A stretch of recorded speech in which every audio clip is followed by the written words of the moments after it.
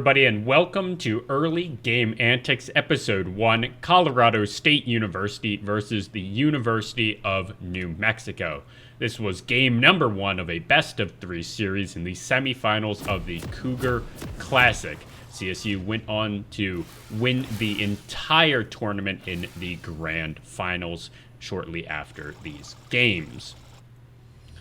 CSU, of course, was the Mountain West finalist here, and UNM was the 7th place team in Mountain West, so there was a bit of an underdog story coming into this match. Starting off, both teams go for a fairly standard 5-man defense of each of their jungle entrances. Here, however, UNM does give up all of the pressure in both rivers. I somewhat agree with it on the bot side, just because Morgana Jhin is going to have a really good early game versus the Jinx Alistar. Here in the mid lane, Campari is able to force out the spell shield off of Little Willie 69 in the mid lane, and WXL9 is able to walk up into this river. Didicus is just standing here, making sure that no one early invades. Campari then moves up pretty aggressively, forcing Little Willie under his tower and throws more spells. This makes sure that Shen is able to walk over to this bush pretty much completely unknown to UNM Esports. Might have been spotted out by Yellow Cactus, but this is not a completely terrible or unknown thing to do. Usually it would just be a short invade, getting a ward down to right about here, so no one here should be particularly surprised. Because UNM is not contesting this river, Morgana is able to just walk up into this mid lane and throw down the pool, get that mana flow banned, and not much happens. While that is happening, at 1 minute and a little bit before that, Didicus actually moves from where he was defending this entrance to going over to his red buff. Now, if we just toggle the Fog of War over to what UNM sees, UNM deciding not to punish Morgana starting with her pool and not her binding. They could have gotten a shallow board right here. The Alistar could have walked over there with very little chance of getting really hurt at all because no CC available on the Morgana. So if we're toggling to this Fog of War, UNM has no idea where anyone on Colorado State University is. They're going to be leashing the bot side here for Didicus. But if we turn on Fog of War, CSU has already done a cheeky 3-man invade into the top side. Here, UNM has absolutely no idea that this is going on, and CSU is actually thinking that Lee Sin is going to start on his top side on the red side and is looking for an early game fight. They do not end up finding it, and you can see pings right when they start doing this red buff, pings onto right here to make sure Jhin is able to put a ward down in this river to defend any late invades coming through from the Lee Sin. Because it is a topside start here for CSU, that means that the bot lane of CSU is able to get to lane first and establish really big push priority in this lane, able to get a quick level 2, and that will end up mattering later. This ward was dropped by Morgana, heading back down to the lane. Now, not all that much happens for, the next minute. Kichi putting this ward down, and that does become relevant. Lee Sin going from the blue buff to do the Gromp, a fairly standard clear path for him. While that's happening, WXL9 is doing the top side. Now, usually what you'd see right here is WXL9 would go back to his blue buff, but instead he actually knows something that, the rest of UNM does not know, and that is he has a pushing bot lane. Frankie G and Kichi has full control over this wave. His mid lane is going to be pushing more or less even maybe pushing into UNM, but will have priority just because a Nocturne early levels and a Malzahar, the Nocturne, will win most of those trades. So WXL9, after he takes these chickens away, he's actually going to go and clear out the Krugs here from UNM.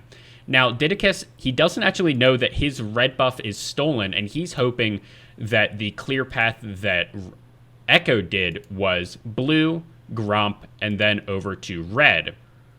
And Didicus is trying to either, one, find Echo here and get a cheeky early game kill, or just steal the red buff away, walk out, this path, get a gank onto bot lane, or just walk out this way and be completely safe.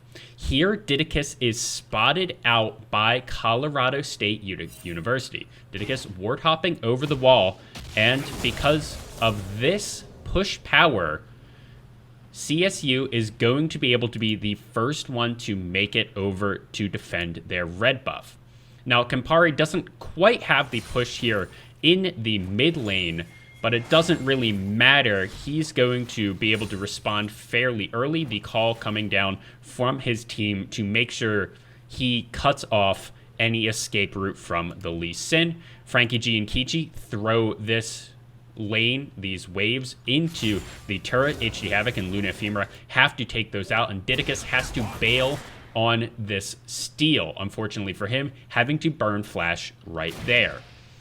Cheeky binding over the wall does hit and is extended. UNM now try and make sure that no more collapse happens, and Didicus just goes over to his wolves. Now, importantly, we need to look at the time. It's been 2 minutes and 52 seconds.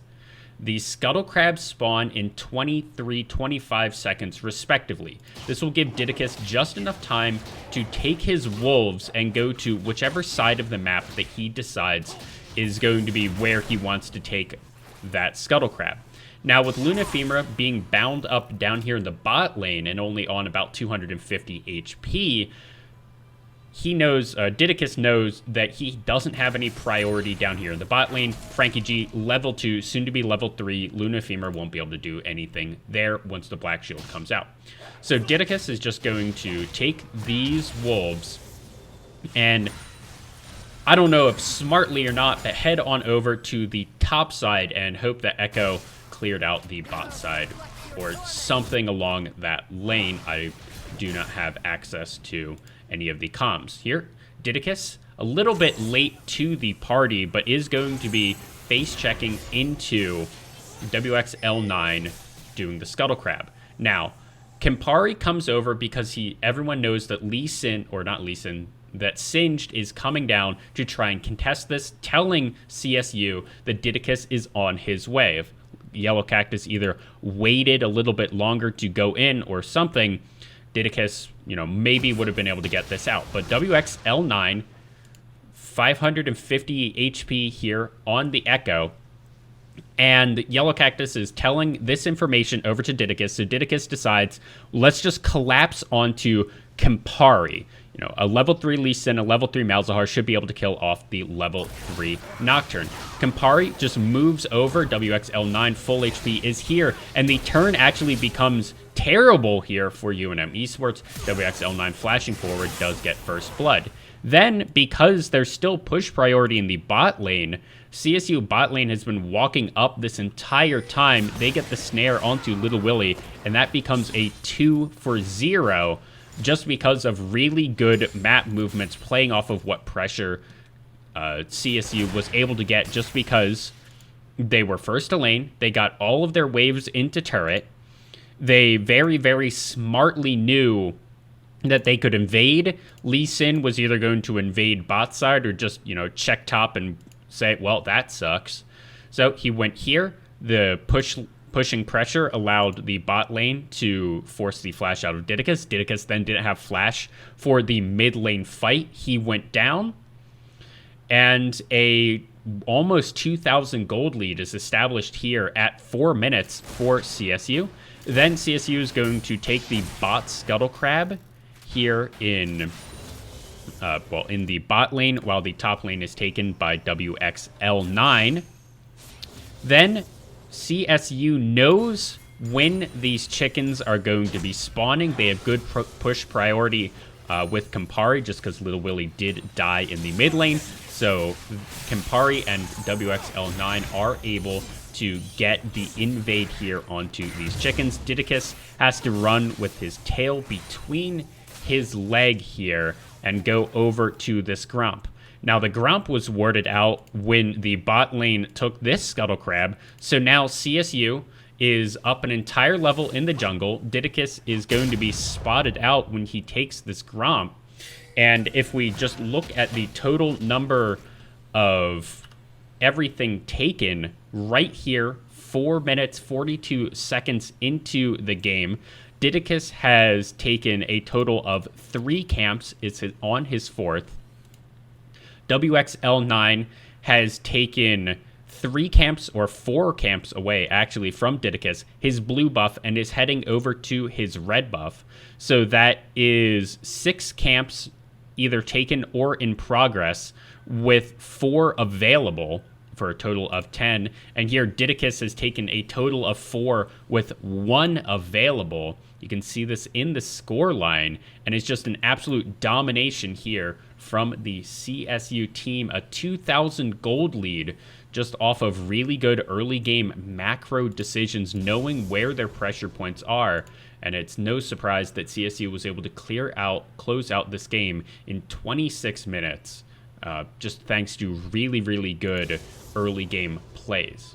So thank you all for watching. I hope you enjoyed. Be sure to comment, like, and subscribe. Comment down in the comment sections on what you want me to analyze next. And thank you all for watching.